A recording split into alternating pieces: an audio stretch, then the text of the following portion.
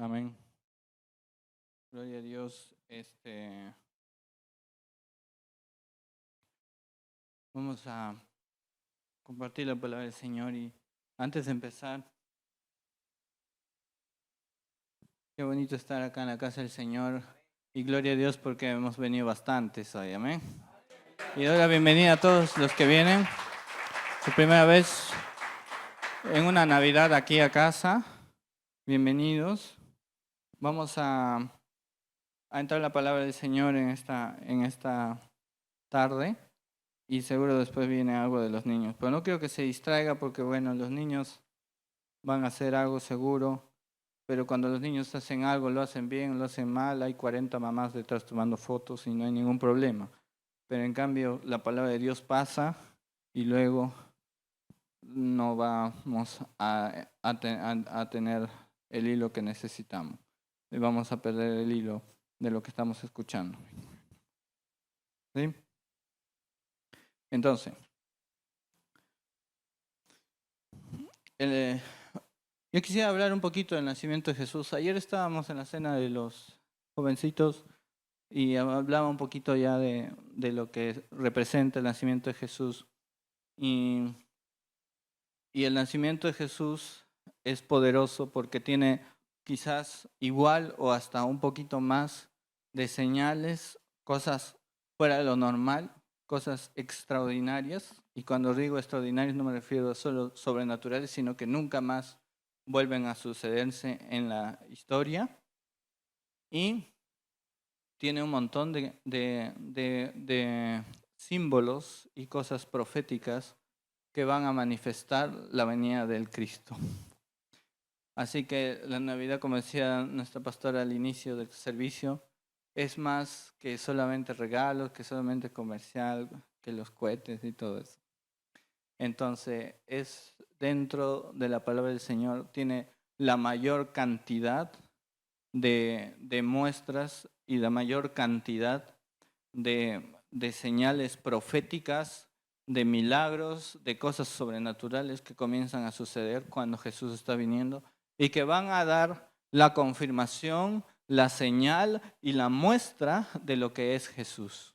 La confirmación, porque son confirmaciones a profecías 400 años y muchos más dadas desde el inicio de la humanidad. Dios estaba dando profecías acerca de la venida del Cristo, de Jesús a esta tierra como carne.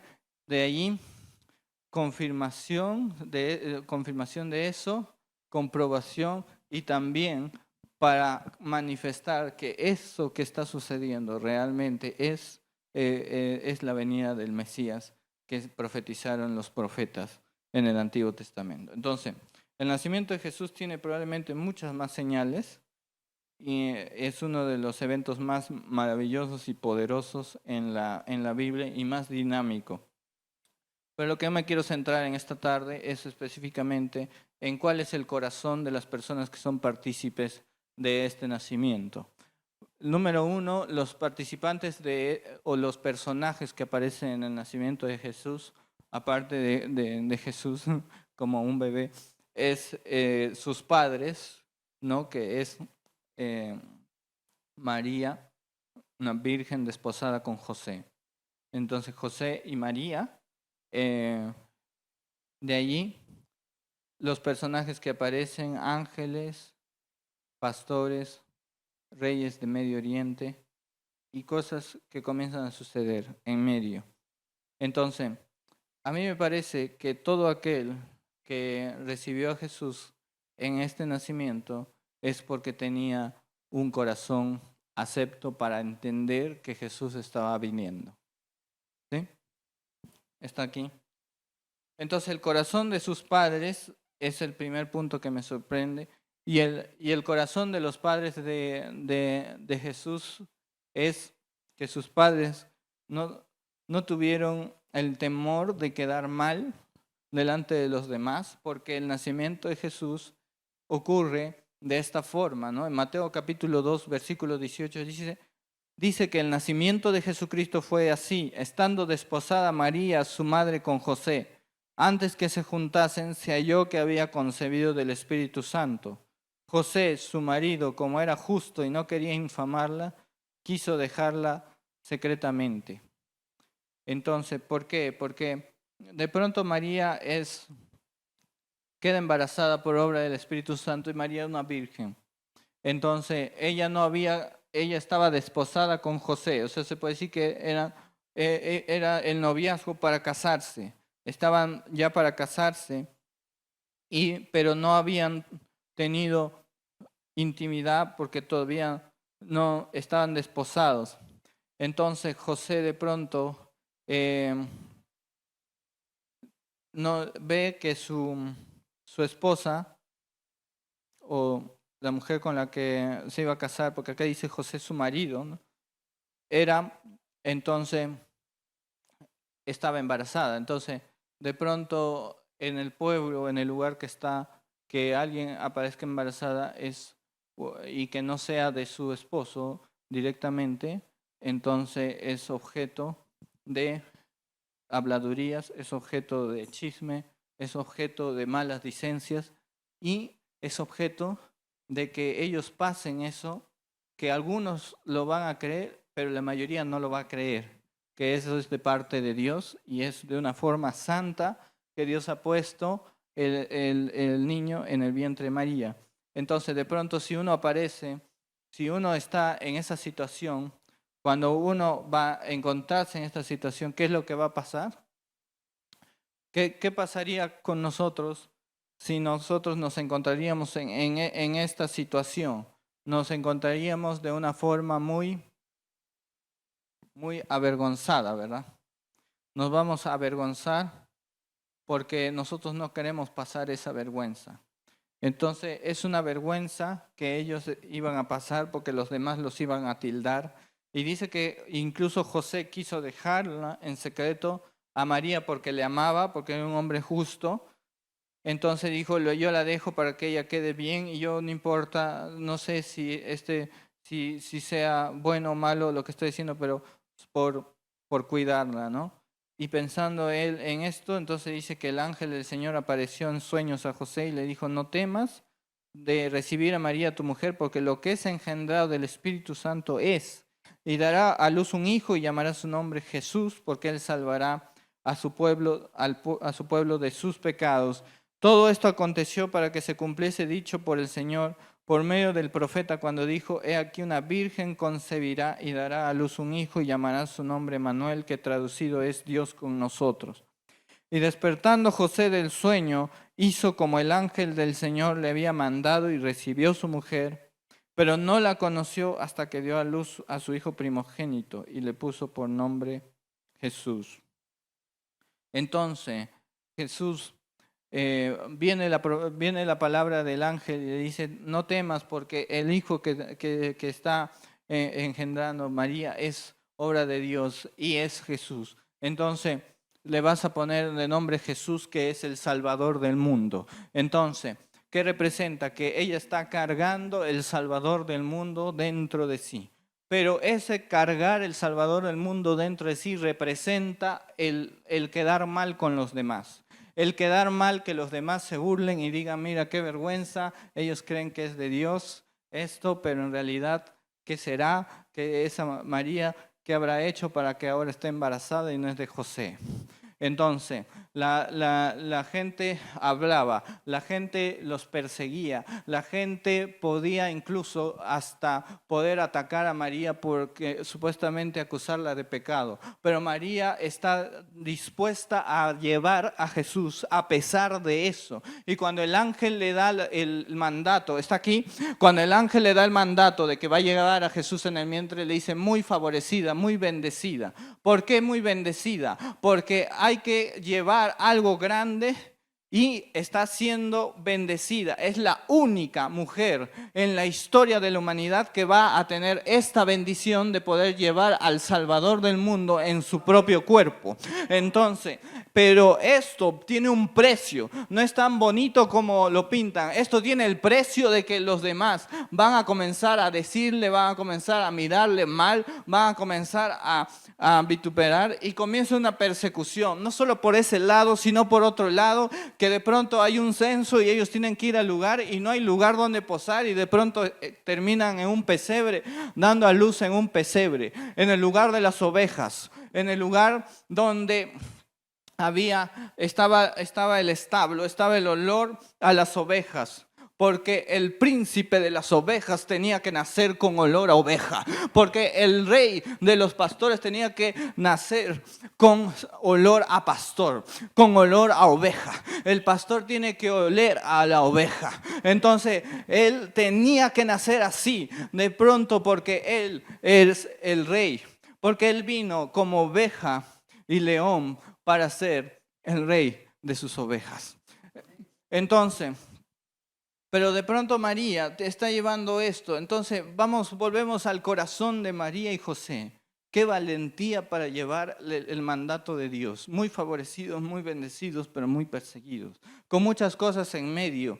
Entonces, cuando uno dice, yo quiero llevar a Jesús en mi corazón, yo quiero ser un cargador, uno que va a llevar a Jesús, a donde yo vaya, va a ir Jesús conmigo. Tú tienes que estar dispuesto a quedar mal también, porque así como María llevó al Salvador dentro de ella, pero tuvo que quedar mal con la gente, porque la gente no la vio bien a María, y esa es la verdad. La gente no la vio bien a María, pero nosotros esa parte no nos hemos dado cuenta, que cuando nosotros tenemos que llevar a Jesús, que cuando nosotros tenemos que llevar un mandato único que Dios te está dando a ti, tú no vas a quedar bien con la gente. Va a haber gente que te va a cuestionar, va a haber gente que te va a criticar, va a haber gente que se va a burlar. ¿Está aquí conmigo? Entonces el corazón de aquel que lleva a Jesús tiene que ser un corazón de aquel que va a estar dispuesto a quedar mal con la gente. ¿Está aquí?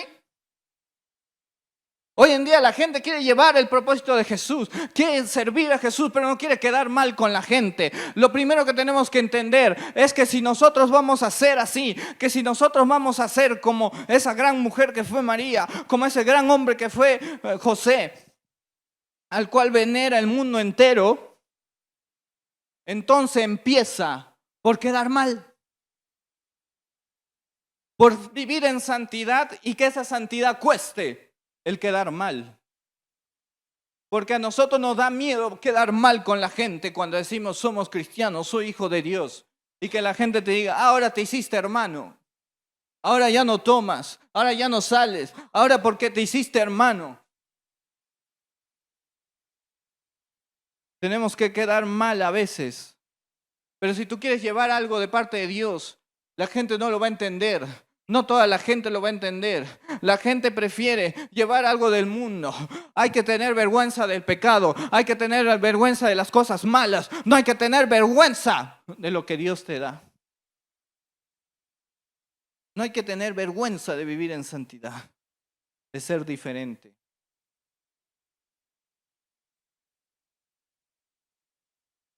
Vergüenza hay que tener de llevar algo que Dios no me ha dado.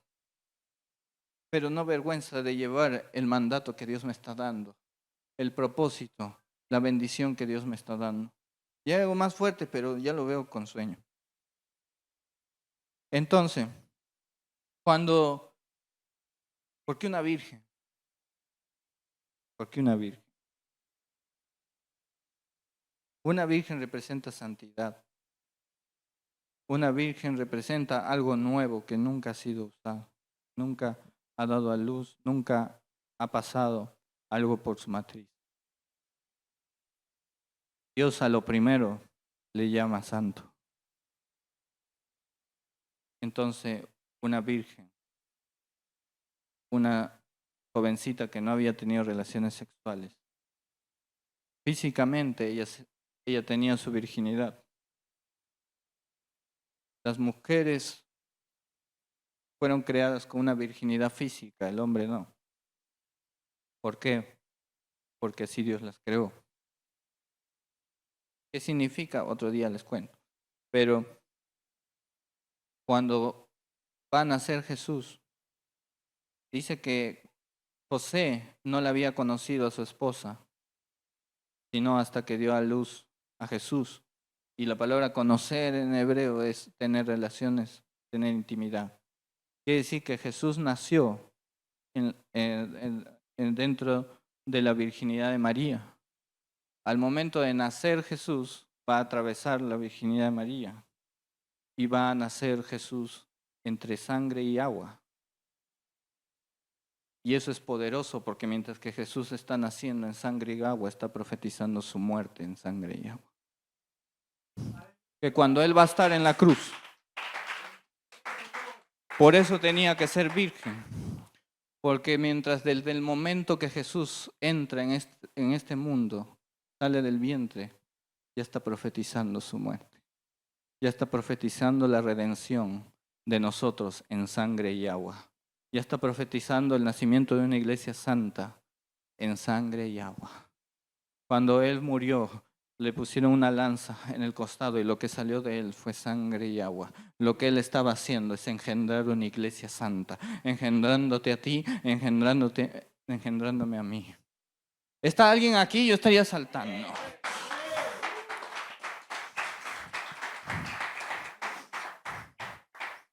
Debemos tener ese corazón para no dejar lo que Dios nos da. Lo único. Ya está entrando en onda. Me faltan 2 horas más. El corazón, necesitamos entender el corazón que había en ese medio. El corazón de los sabios de Oriente es también especial. El corazón de los reyes magos, ¿qué sucede aquí? ¿Qué pasó? Mateo capítulo 2, versículo del 1 al 12 dice que cuando Jesús nació ya, en los días del rey Herodes, vinieron del oriente a Jerusalén unos magos diciendo: ¿dónde está el rey de los judíos que ha nacido? Porque su estrella hemos visto en oriente y venimos a adorarle. Oyendo esto, el rey Herodes se turbó y toda Jerusalén con él. Número 1, vienen los magos de oriente. Y cuando me refiero a mago, no me refiero a ese que dice, dime tu carta, ¿no? No me refiero a eso. Entonces, se refiere a sabios de Oriente, se refiere a astrónomos, se refiere a personas que estudiaban. Y otra cosa, dice que cuando ellos entraron, ¿dónde está el rey de los judíos? Oyendo esto el rey Herodes y todo Jerusalén se turbó con él. No eran 3. No sé quién dijo que eran 3. No eran 3. No pudieron haber sido 3 porque Jerusalén no se va a turbar por 3 personas. Era un montón de gente que venía de parte de Oriente. Era toda una caravana. En ese tiempo no venían desde tan lejos 3 personas. Venía mucha gente. Así que los reyes, probablemente los que sabemos, eran solo los líderes de toda una caravana que venía de pronto desde Oriente y que había alborotado todo Jerusalén. Jerusalén, la capital. Ni siquiera Belén, porque Belén es un lugar más pequeño. Entonces, de pronto, ellos llegan y ellos vienen de Oriente. El origen no lo sabemos. Está investigado. No se sabe específicamente de dónde viene. Pero lo que sí se sabe es que no eran judíos.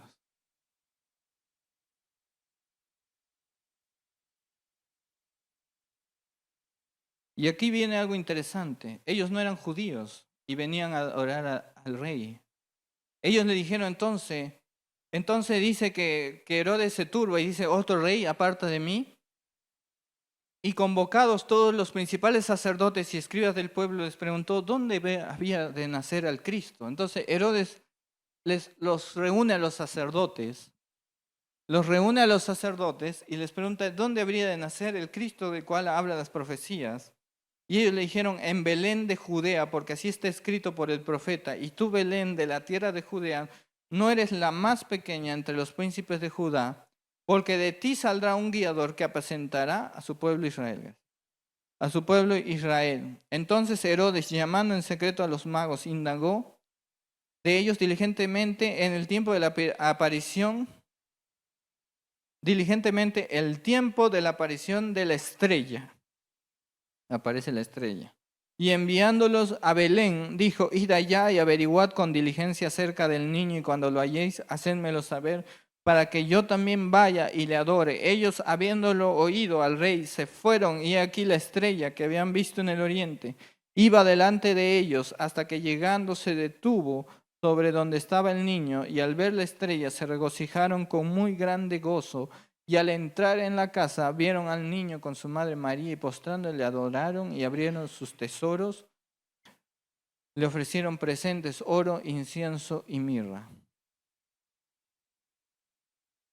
Acá hay mucho, demasiado. Entonces, lo que llegan ellos es que ellos sabían perfectamente a dónde van a ir.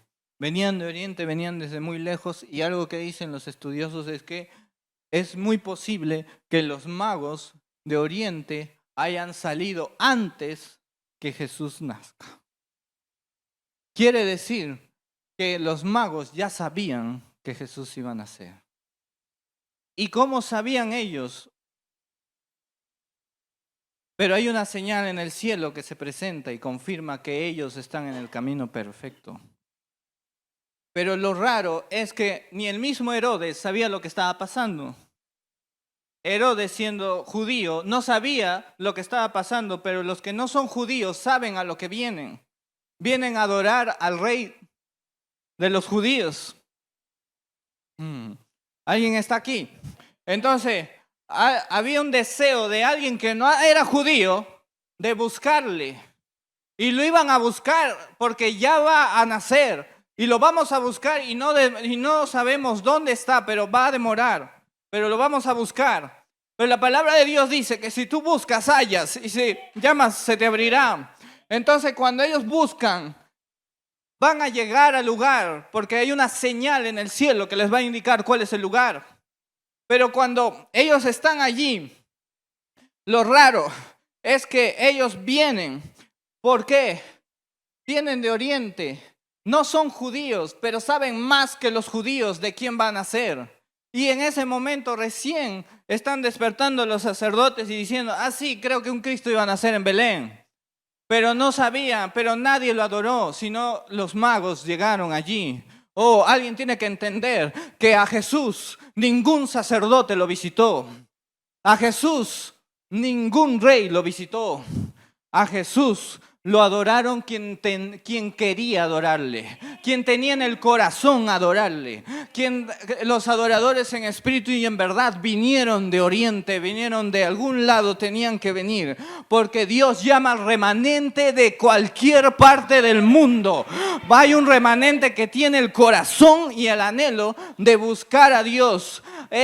A Jesús lo tenían que adorar, los adoradores en espíritu y en verdad, porque los sacerdotes estaban en nada, el rey estaba en nada. Entonces vienen unos reyes a buscar una señal, que no eran judíos, porque él a los suyos vino y los suyos no le recibieron.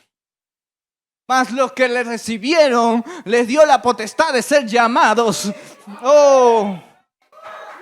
Está aquí. Entonces cuando ellos vienen entonces, algo pasa. Ahora, para esto un paréntesis, 6 meses antes, ¿por qué el sacerdocio no sabe nada? ¿Por qué el sacerdocio no se mueve? Porque hay un sacerdocio muerto.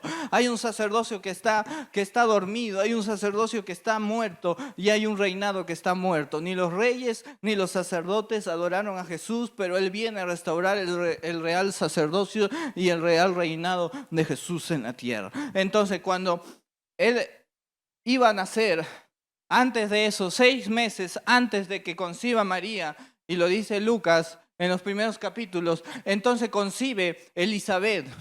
Elizabeth es la mamá de Juan el Bautista. Pero Juan el Bautista es hijo de 2 sacerdotes, de Zacarías y Elizabeth, que no podían tener hijos. Zacarías y Elizabeth no podían tener hijos, eran estériles. Y cuando el ángel le dice a Zacarías que va a tener un hijo, Zacarías se queda mudo. Lo cual representa que Jesús viene, un sacerdocio que era estéril y mudo. Y Él viene a restaurar el sacerdocio que estaba estéril y mudo. Entonces, Por eso es que los sacerdotes no lo entienden, no lo ven, lo saben, pero no lo hacen. Y hoy en día tenemos lo mismo, lo sabemos, pero no lo hacemos. Sabemos quién es Jesús y sabemos que viene por segunda vez, pero lo vamos a reconocer. Entonces, cuando Él está ahí, volvemos a los magos, ellos están allí, van a ir a Belén y está ahí la estrella. Está ahí la estrella y la estrella los guía. Una señal. ¿Por qué hay señales ahí? ¿Por qué hay señales? Porque hay señales. Señales para un mundo no judío. ¿Por qué?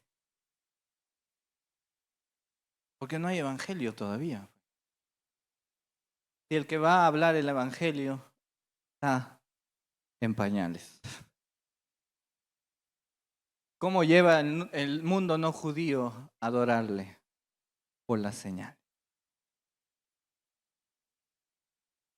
Pero llega Jesús. Crece, nace, crece, muere y resucita. ¿Qué establece Jesús? El evangelio en el mundo. El inicio de la iglesia y del evangelismo. Abre la salvación, no solo para los judíos, para todo aquel que crea en él. Hoy en día tenemos el evangelio de Jesús y tenemos sus señales. Tenemos las dos cosas.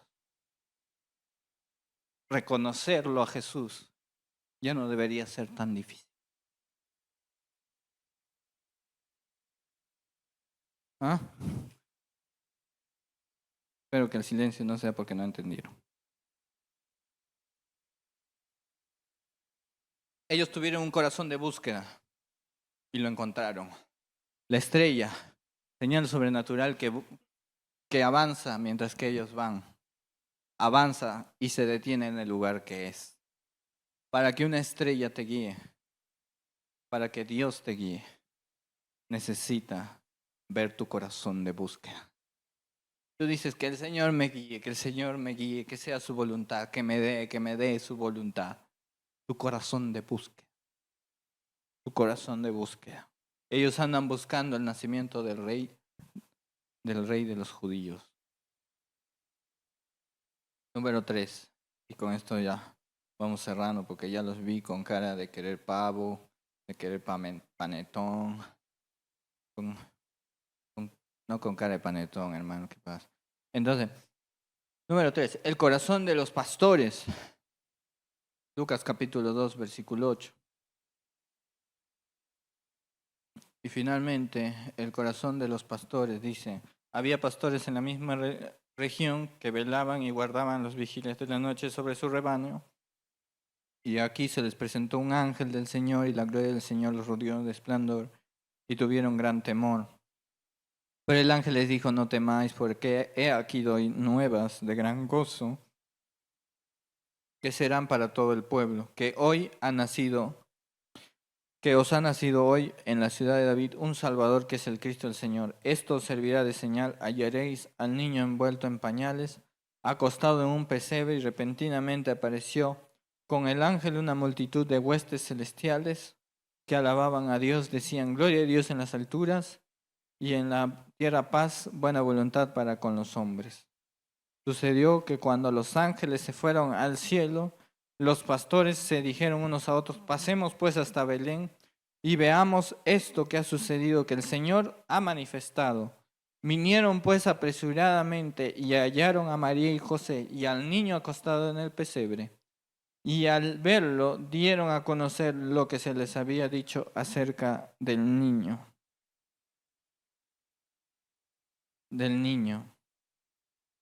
Y todos los que le oyeron se maravillaron de lo que los pastores decían, pero María guardaba todas estas cosas, meditándolas en su corazón. Y volvieron los pastores glorificando y alabando a Dios por todas las cosas que habían oído y visto como se les había dicho. Habían tenido un encuentro celestial con ángeles. Y en ese momento, cuando habían tenido un encuentro celestial con los ángeles, habían visto que los ángeles decían, gloria a Dios en las alturas y en la tierra paz, con su buena voluntad. Ahora, otra cosa que tenemos que saber es que la adoración celestial no es como lo hemos visto en las películas, ¿no? No es tararara, taratata, no era así. La adoración celestial es un sonido que sale de las frecuencias más increíbles y que ningún instrumento terrenal puede imitar. Entonces, ellos habían tenido un encuentro no con un solo ángel, sino con toda una hueste celestial que cantaba y adoraba a Dios. Eso es maravilloso, ¿no? Nosotros en alguna vez hemos tenido adoración y hemos escuchado unos segundos de adoración celestial de ángeles en este lugar, en Arequipa, y, y la presencia de Dios está en ese lugar. Entonces, cuanto más este encuentro que tenían los pastores era increíble, era poderoso, era maravilloso, era huestes de ángeles cantando y la presencia misma de Dios ahí. Entonces lo que hace desata en los pastores la búsqueda de Jesús y la adoración de Jesús. Entonces, con ese corazón lo buscan y le adoran porque Jesús no vino por los sacerdotes ni por los reyes, Jesús vino por sus adoradores.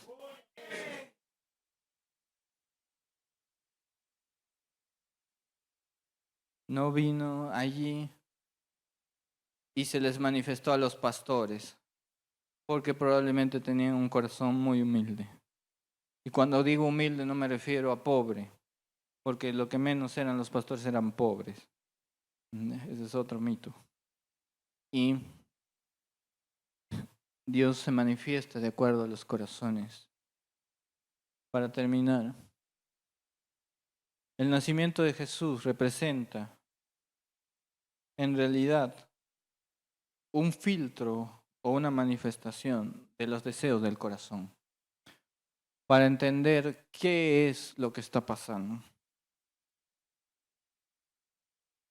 Si Jesús hubiera venido por primera vez con nosotros le hubiéramos recibido, hubiéramos sido por lo menos alguno de estos personajes,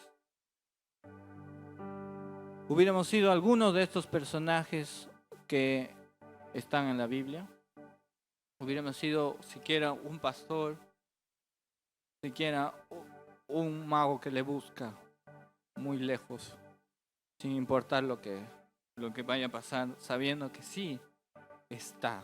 Si Él lo dijo, va a estar. O hubiéramos sido una María o un José dispuesto a cargar la vergüenza por amor a nuestro Señor. El que dirán, el que se burlen de nosotros o nos tilden o nos insulten por llevar su propósito. Muchos de nosotros quizás hubiéramos sido un Herodes celoso de otro rey, o hubiéramos sido un romano que no entiende lo que está pasando, o un judío enredado en sus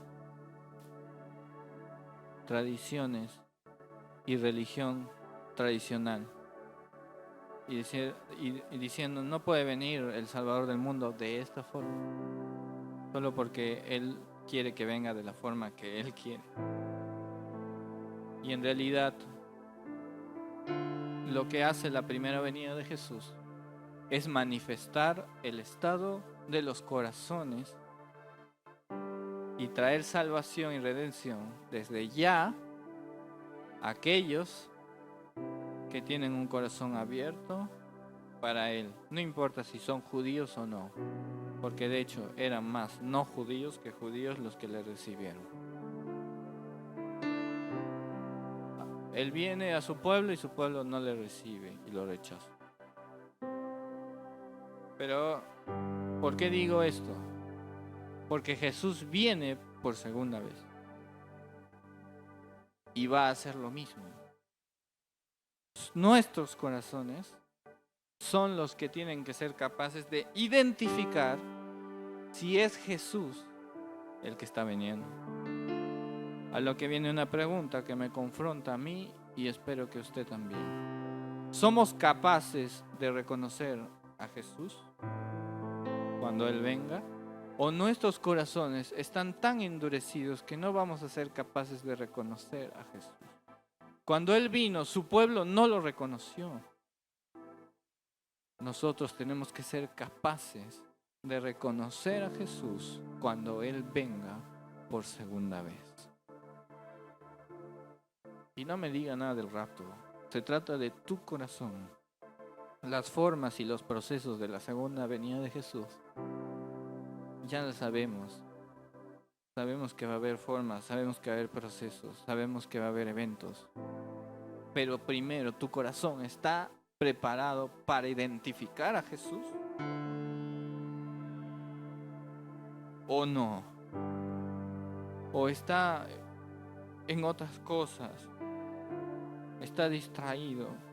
Entonces en esta Navidad nosotros necesitamos que nuestro corazón esté abierto a percibir a Jesús. Por eso que quiero orar en esta noche, por esto. Señor Jesús, amado Rey, queremos adorarte con un corazón.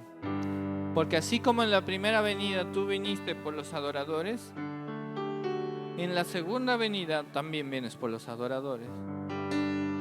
Y queremos ser tus adoradores, quienes te adoren y te amen con todo el corazón.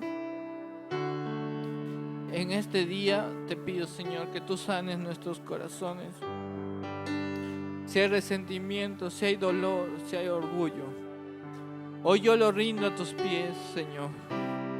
Allí donde estás, dile, Señor, yo te doy mi corazón. Te pido perdón. Yo quiero reconocerte cuando te veo. No quiero que el velo que está delante de mi corazón, Señor, me tape y no te pueda ver. Gracias, Señor. Te damos la gloria y la honra a ti. En el nombre que sobre todo nombre, y queremos adorarte solo a ti. Así que ahí donde estás, si tú quieres reconciliarte con el Señor, entregar tu vida a Jesús, dile, Señor, yo te entrego mi vida, te pido perdón por mis pecados, porque mi corazón está herido, mi corazón está resentido, pero tú no tienes la culpa, tú vienes a sanarme, tú vienes a traerme libertad. Por eso vuelvo a ti y te entrego mi corazón. En el nombre de Jesús. Amén.